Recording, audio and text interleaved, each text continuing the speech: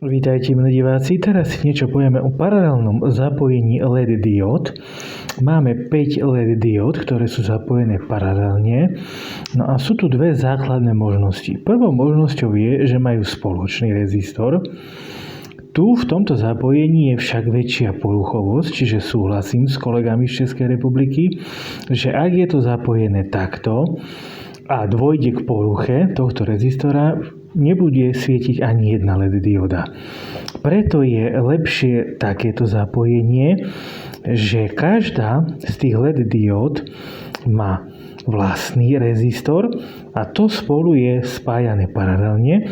To znamená, že ak niektorý z týchto rezistorov sa pokazí, táto LED dióda nebude svietiť, ale ostatné svietiť budú.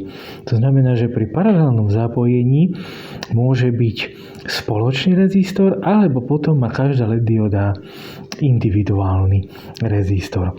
Tu platí, že napätie je všade rovnaké.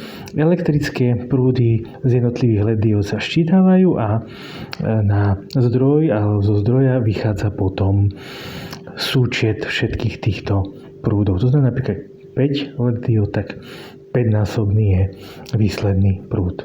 Takže ďakujem vám za pozornosť.